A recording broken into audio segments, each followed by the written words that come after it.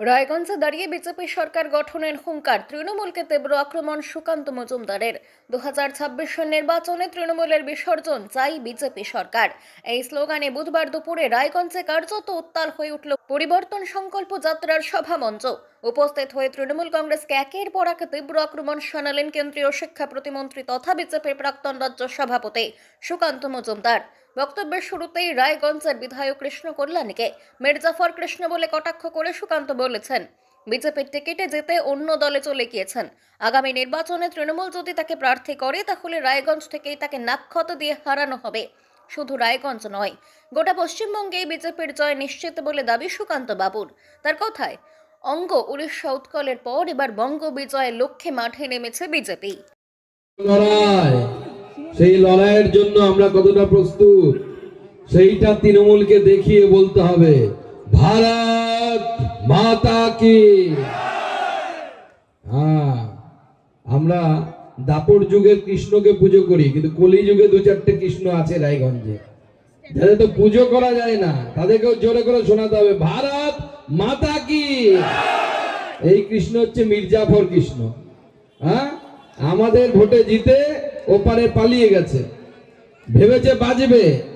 এবার আমরা এই উত্তর দিনাজপুর জেলার নেতৃত্বকে সামনে বসিয়ে আমি গ্যারান্টি দিয়ে যাচ্ছি, তৃণমূল কংগ্রেসের যদি দম থাকে কৃষ্ণ কল্যাণীকে টিকিট দিয়ে দেখাক, আমরা নাক খত দিয়ে হারানোর ব্যবস্থা এই রায়গঞ্জ থেকে করব।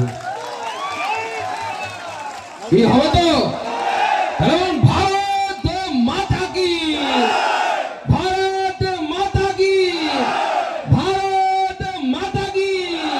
মহান দেশের মহান নেতা নরেন্দ্র মোদী জিন্দাবাদ, মহান দেশের মহান নেতা নরেন্দ্র মোদী জিন্দাবাদ, নরেন্দ্র মোদী জিন্দাবাদ, নীতিন নবীন জিন্দাবাদ, নীতিন নবীন জিন্দাবাদ, অমিত শাহ জিন্দাবাদ। বন্ধুগণ, আমাদের রাষ্ট্রীয় পার্টি অফিসে সবার মুখে শুধু একটাই কথা, সব নেতৃত্বের মুখে একটাই কথা। কে কি কথা বলছেন?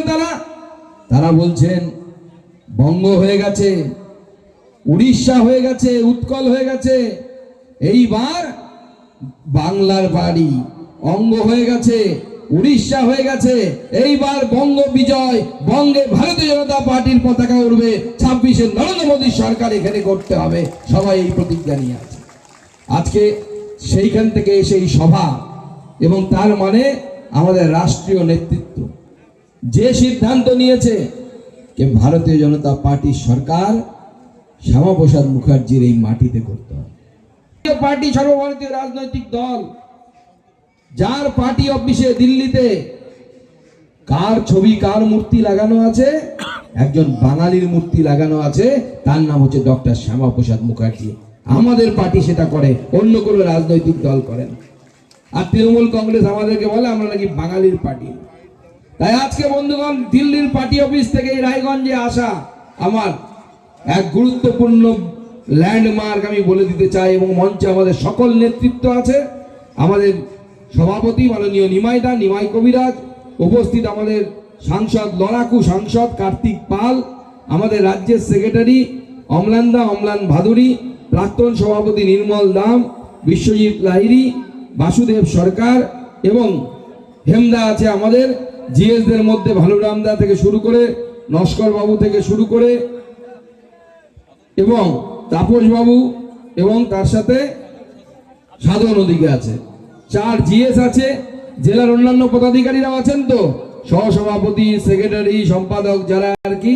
কিন্তু সব থেকে গুরুত্বপূর্ণ, এখানে জেলা সভাপতি বসে আছে, সাংসদ বসে আছে, আমি প্রাক্তন রাজ্য সভাপতি বসে আছি, ওখানে রাজ্য সম্পাদক বসে আছে, প্রাক্তন অনেক জেলা সভাপতি বসে আছে।